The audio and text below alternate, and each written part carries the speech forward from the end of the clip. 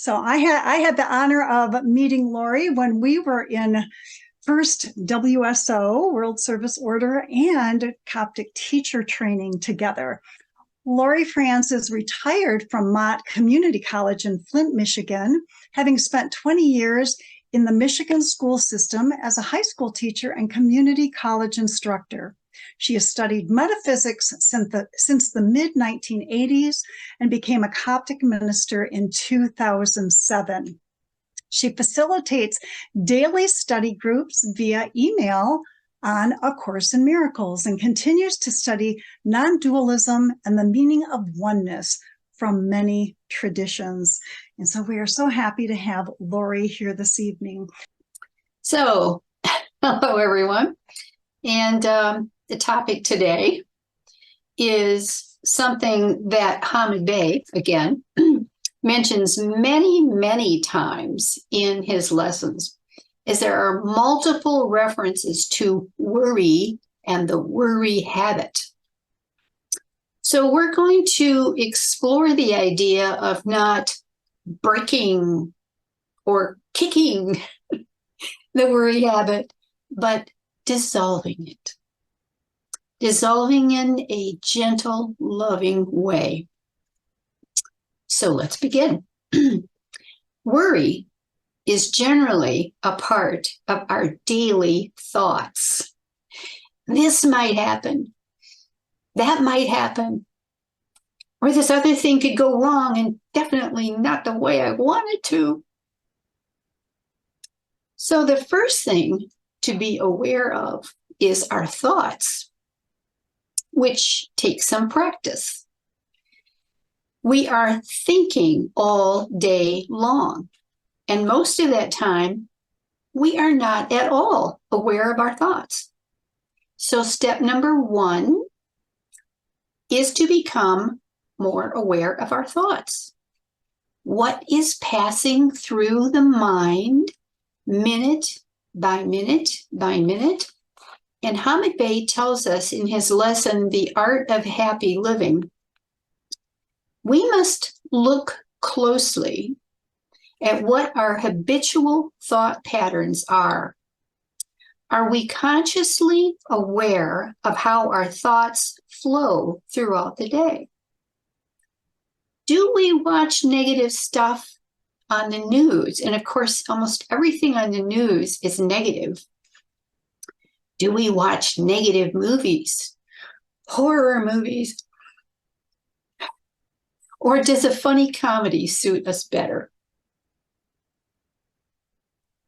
We all have our inner patterns of thinking that can generate thoughts of fear, which can be expressed through worry, anxiety, or our inner patterns can be peaceful and happy. So first, we must make the conscious choice to be aware of our thoughts as we progress throughout each day and not letting the mind run amok. Such consciousness will bring us closer to what Eckhart Tolle and many spiritual teachers would call practicing the present moment. In another spiritual work, this is called The Way of Mastery. If you've ever seen this book, it suggested that you try this simple practice to begin with, which is to become aware of your thoughts for 10 minutes out of every hour. So the practice is to simply observe your thoughts for 10 minutes. Now, I know this can be really challenging for a lot of us, but okay, so here's a simple, maybe silly little example. So you're sitting down and you're thinking, I'd like to have some ice cream. So you are aware, you're thinking of this, and then you get up and you're walking to the refrigerator and you're being aware of each step you take, what you're thinking. And you open the fridge and you get out the ice cream, you dish some out. You're still observing what it is you're thinking. and you sit down with your ice cream and you have that nice, cold, sweet, delicious flavor in your mouth. Just being aware of what you're thinking during that whole time.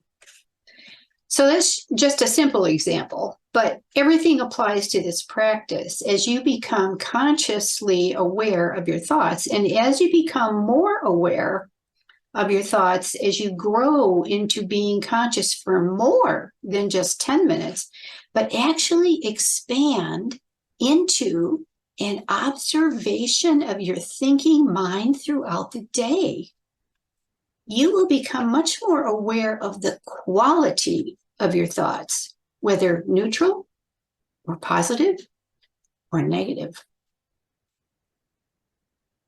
And as you become more aware, you also need to understand the power of your thoughts. And this is the second step in dissolving the worry habit. You will come to understand the power of your thoughts when you understand that all of your thoughts contain a vibrational energy that is far more powerful than you might imagine. This vibrational energy is discussed at great length, and let me pull this up here, in a work by Barbara DeAngelis, and it's called The Choice for Love. And she discusses the energy fields of the brain mind and the heart mind. And she tells us this: even though we commonly assume that it's our brain mind that possibly radiates out vibrations, the energy from your brain is nothing compared to your heart mind. Your heart's electromagnetic field is actually 5,000 times greater in strength than the brain's electrical field. So the good thing about this is that your negative energy is not nearly as powerful as your positive energy, but the negative energy can still be projected out to others. So don't forget, what you worry about, you create. And much of the time we have the idea that to worry about someone is a good thing, that we care about them, that we are good and helpful and caring. So we worry because somehow that makes us a better person. And that is totally the opposite of what is really happening with a mind that is full of worry. When you worry about someone, you are sending that person negative energy. So step 3 in dissolving the worry habit is the recognition that when you send worry to others, you are sending them destructive, negative energy, which is not at all helpful to that person that you are worried about. So instead of saying that you are worried about a loved one, because in that you are sending that person negative energy, you could say, I send that person blessings. They are healed and whole, and all is good. Isn't that so much better than your habit of worry energy? So now you're aware that your thoughts of love and positivity actually reach out to touch those around you. And you're also aware that your negative thoughts from the brain mind can also reach out and negatively touch those around you, but at least not as powerfully as your loving thoughts. Now, this is really important for us to understand, as many of us generate negative thoughts from the brain mind frequently throughout the day. Hamid Bey also reminds us this. You should also be aware that just sending out that negativity is creating the effect of a negative result that will reverberate back to you as negative energy. You get what you give. And he also reminds us that when you say to someone, I am worried that so-and-so is not doing well. I worry, I'm anxious. All of that is emanating negative energy into your life, as well as the other person. So the next thing you need to become aware of in step 4 is that your thoughts of worry are sending vibrational energy back to you, to yourself. And in lesson 168, excuse me, giving and receiving, Hamid Bey says, when you are giving positive thoughts by praying or sending blessings to someone, you are also praying for yourself. For there is no difference between the recipient and the giver. Let the Spirit guide you in giving and thereby make it a real gift. So always remember, you get what you give. So please don't give worry. So now let's look at the last step in dissolving the worry habit, which is the process of retraining your mind. And here is a recommendation from Hamid Bey to help you get beyond your worry habit. In his lesson 53, excuse me, however, he says, there are some people who feel they are not living right unless they worry about something. So they always have a furrowed brow. They have the worry habit. But we were speaking of positive emotion being the liberator. So let us now consider how this liberation can be brought about. I would suggest that you make a list of optimistic thoughts and have it handy so that when you find yourself overtaken by the worry blues, you can turn to this list and read it over until the thoughts thus outlined will sink deep into your mind. And since two things cannot occupy the same place at the same time, his suggestion about making a list of optimistic thoughts to retrain your mind is a simple solution. And if you're familiar with Louise Hay, heal your mind, heal your body. She uses this advice over and over again as she lists the most common illnesses of the body, and then she gives an affirmation to help you overcome that illness. For instance, if you're experiencing heart problems, which she explains as being long-standing emotional problems, you experience lack of joy and hardening of the heart with strain and stress. And the affirmation she gives for this is, I lovingly allow joy to flow through my mind and body and experience. Joy, joy, joy. And one more quick example is dealing with shingles, which the medical community is always trying to get us to take a shot for. The underlying problem is worry, or waiting for the shoe to drop with fear and tension. So a wonderful affirmation for this is, I am relaxed and peaceful because I trust in the process of life. All is well in my world. All is well in my world. So those are just a couple of examples of the powerful affirmations that all of us can use in life and help us to dissolve the worry habit.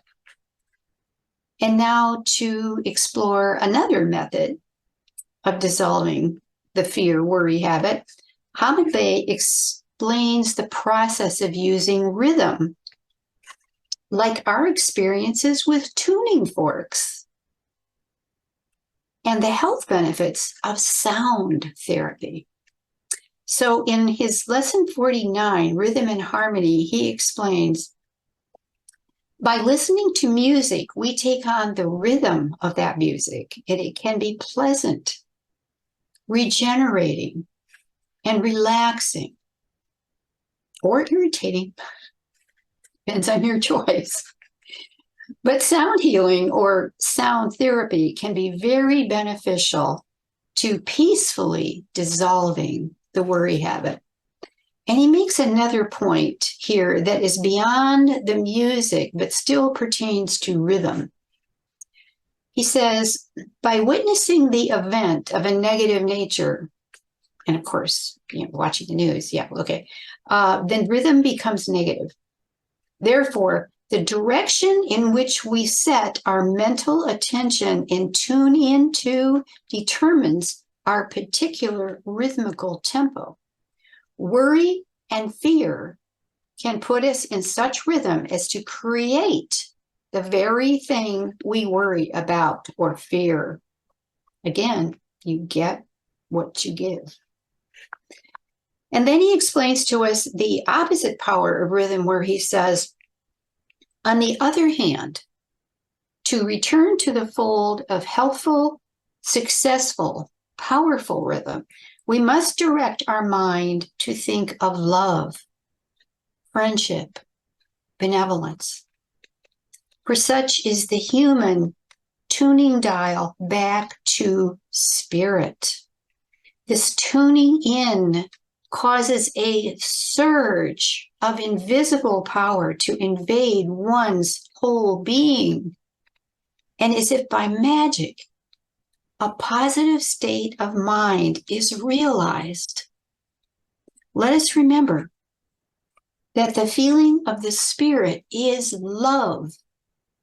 Love is goodness, which may be expressed in many ways and is a means of getting into rhythm and staying in rhythm with the spirit. So, once you are tuning in to the power of the rhythm of love, you can move forward on your journey to completely dissolving the worry habit. And one more point from Hamid Bey in his lesson 300 is the power of meditation. Time in your busy days to shut down the outside world and to experience the power of the rhythm of love through meditation. And he tells us this: during the period of meditation, you have experienced complete relaxation in the releasing of your thoughts and going invisibly into the abstract world. You do not worry about anything. You do not think about what you should or should not do. You have let yourself go completely and are in deep meditation in universal consciousness. Now, through meditation, you find yourself experiencing a state of ease. And that ease will put you back into the rhythm of love. So your positive affirmations with meditation, music, and the allowance of all things allow the world to be as it is. Allow you to go, to let go with no expectations, no worry, and no fear. And to finish us up this idea of dissolving the worry habit, I'd like to add some more words of wisdom from the Way of Mastery. And this is in a section called Allow All Things. Allowance can be thought of as a resistance being melted from the nervous system, which is just an aspect of the mind anyway.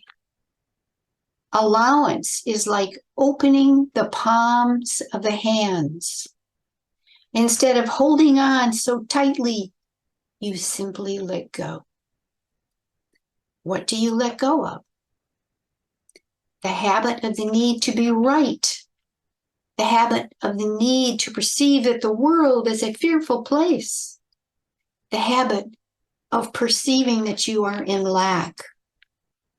Anything that is unlike the kingdom of heaven is a habit well worth releasing by allowing it to be dissolved.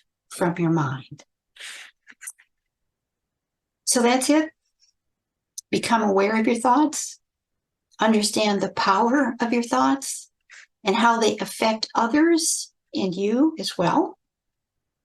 And then work on retraining your conscious mind to be in the rhythm of a peaceful, loving place, hour by hour, minute by minute, by observing your thoughts, practicing optimistic affirmations, and taking time out to be in a loving, meditative state. So that's it. Thanks for listening. So if you have any thoughts you'd like to add, I'd love to hear what you got to say. Thanks. Bye. Thank you so much, Lori and Nancy, for your words of inspiration tonight. We would like to open things up and hear, like Lori said, hear some thoughts from others. Hey, Lori, this is Pete. Hi, how you doing? Can you hear me okay? Yeah. I love everything you said, Lori, about love. My favorite passage in the Bible is by St. Peter.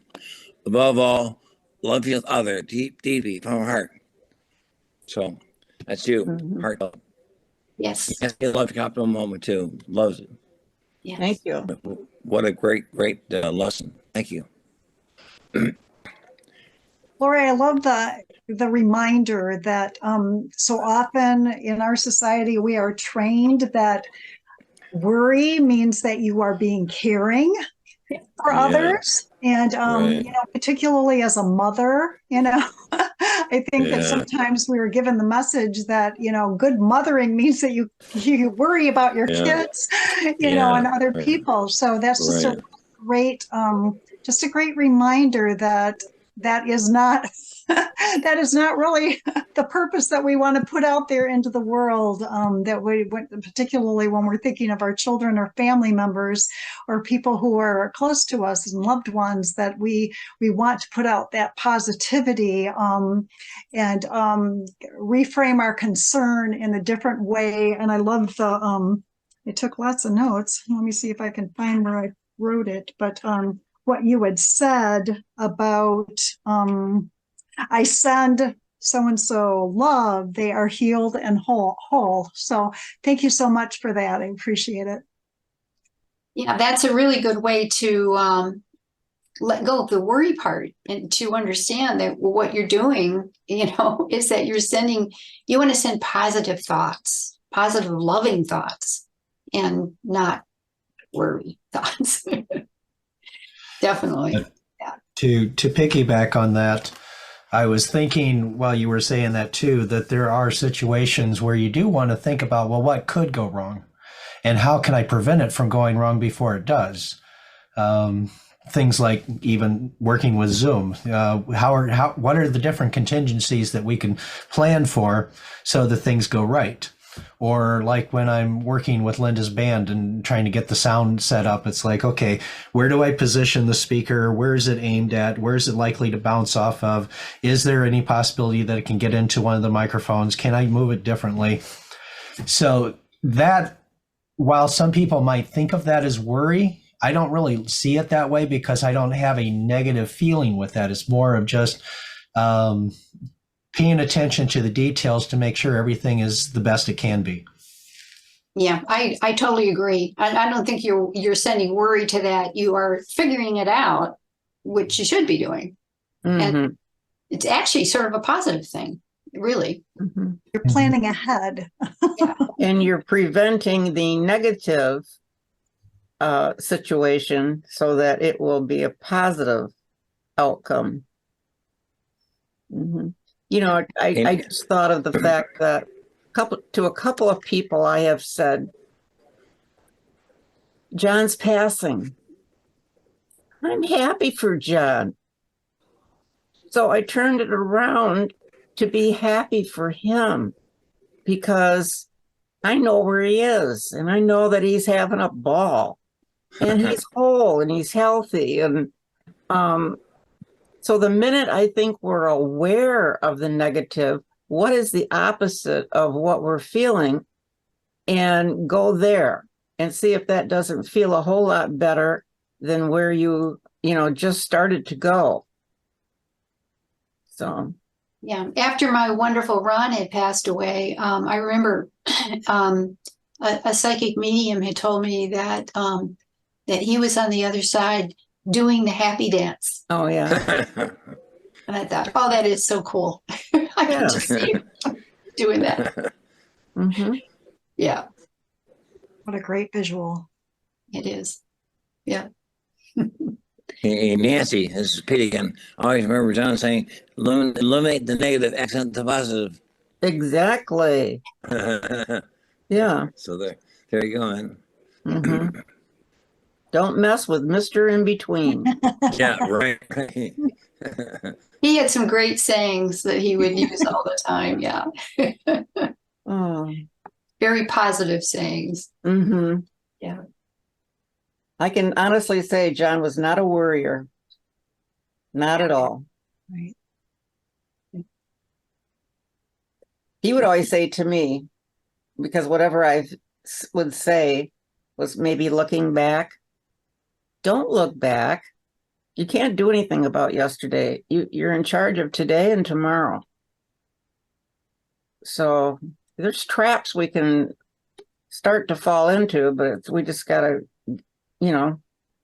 take our 1 foot out of it and put it on solid ground and move forward. So.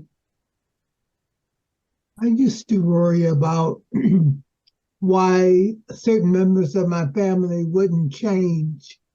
And I get upset because they didn't change the way I wanted them to.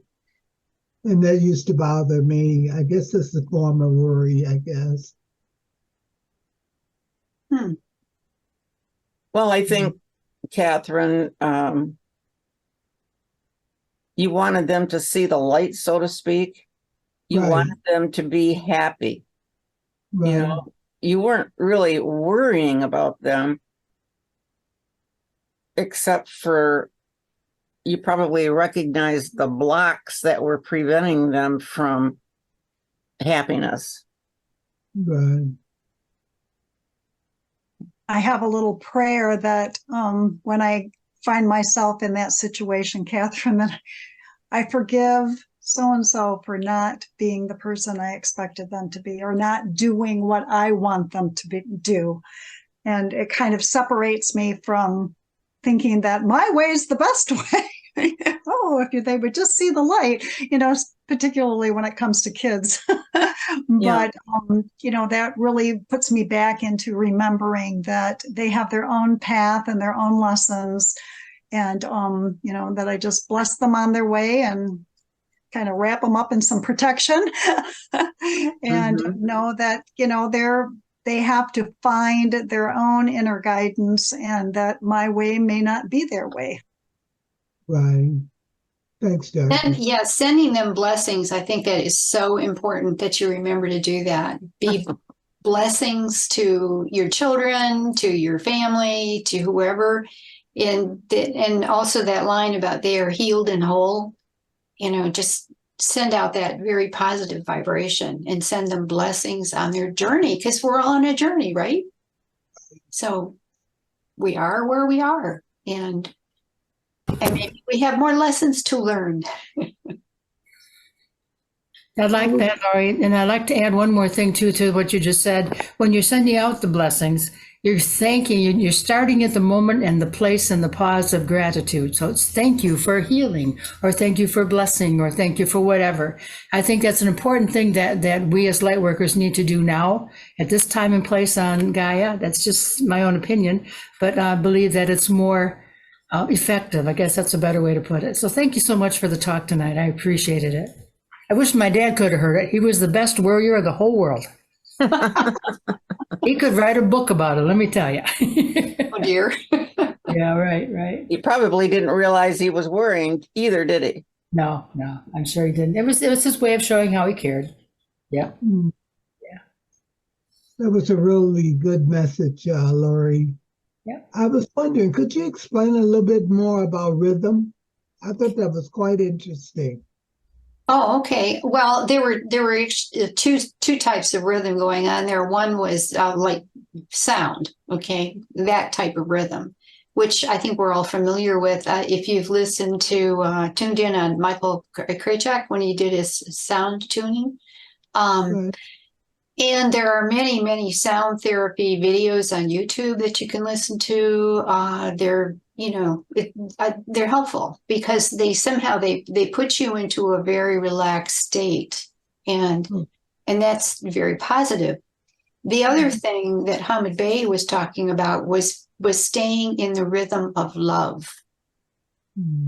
In love is your mindset, instead of worry or fear or tension or whatever else, just staying in love, basically. Just taking each step of your day, each thing that you do, just walking, talking, whatever, but in the state of love and giving forth that positive love energy to everyone that you come across. I love this one, like, 'cause when you go to the grocery store, okay, you're walking around, you're shopping, and you're just sending out love to everybody. Blessings to you, blessings to you, blessings to you, little child. Just, I don't know, just vibrating out that love to everyone. And you don't even know them. You don't know their names. You don't know who they are or anything about them, but just being in that positive place where you can send out that love to everyone around you all the time. And it has to change you, the sender, don't you think? Yes, because you are sending it back to yourself as well. Yeah, that's true. That's what happens. I found a little secret too, Lori. When I know that I need intellectually, I know that I need to forgive or to at least bring blessings to a person or persons or organization or whatever, and there's still a little bit of resistance, or there's still that I don't know if I really want to do this. I let my inner child do it, and it's like it's okay. That little child has the innocence of a lot of kids do. They don't always know what they're doing, but they almost always do it with a bigger heart or with innocence. I would say innocence because I think it's even more effective that way too. So thank you for. I don't know if you know Pastor Bill from our Spiritualist Church, but he does it actually when he goes into Myers in particular. Before he's even gotten into the store itself, he starts in the parking lot and doing the blessings. And just bringing light and love to everybody. So That's great. yeah. So if you can't do it, let your inner child do it for you. Right. Yeah. Less than a mile from my house, there is a 5-lane intersection on all directions. And every time I go out any place, pretty much have to go out that way. And so I know this as I'm coming into the area because I know I'm going to be sitting in my car because the lights have to change. Traffic going here and there. And I try to remember to practice sending out blessings to everybody, every driver, every passenger, everyone in every car. Because what better way can you just sit there and wait for the light to turn green, right? Just send out that positive love, blessings to everyone. Instead of like, well, how come that light's not turning green? Yeah. I do that every time I hear a siren. Yes. It's a good idea. Yeah. Mhm. So, Lori, John Lennon was right. All you need is love. Yes. Right. You want to sing that for us? No, Go for it. Yeah. no. I You can love hum. music though. You can Well, hum it. Hum it. Why don't you practice that song and then sing it sometime for us? Okay, I will, Nancy. Thanks. You love to sing. We love to listen to you sing. Sure.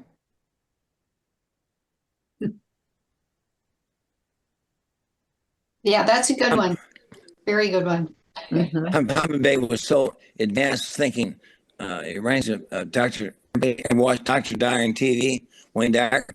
It's a great book called Change Your Thoughts, Change Your Life. Great book. And it's all about mystics, talk about change your thinking. And people are resistant to that. I know, whatever. But it's true. It's Well, really true. Remember when Yeah. John would say, I know the name of the new Messiah? It's Thin King. And that's so true.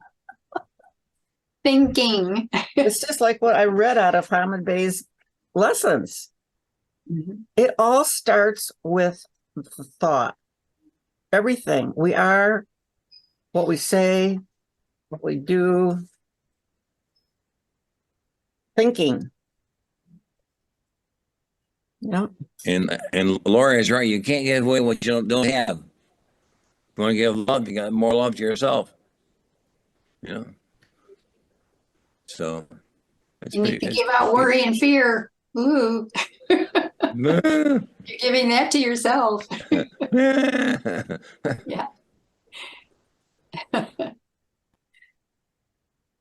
Anyway, it's all good. That's one of my favorite sayings. It's all good. Mhm.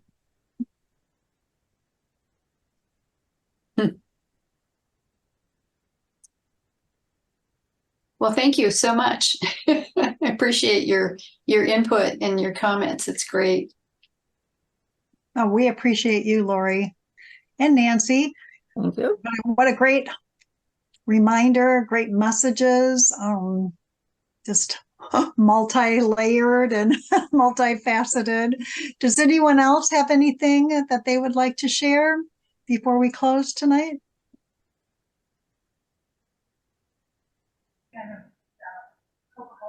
Well, if no one else has anything they'd like to share, I would like to thank you all again for coming this evening and to adding to the energy of this beautiful message that we got to hear from Lori and Nancy. And I appreciate each and every one of you. Again, for future programming, please tune into the Coptic website, thecopticcenter.org, to see what else is coming up on future Tuesday nights and to look and see what our in-person events are that are coming this fall. It's wonderful. Since I'm in Arizona, I can't be with you, but for those of you who are in proximity, there are some wonderful events coming that you could attend in person. So thank you again for coming tonight. Thank you, Alan, for your support on the Zoom call, and my blessings to you all. Namaste. Thank you, everyone. Thank you, Lori. Thank you. Thank you all.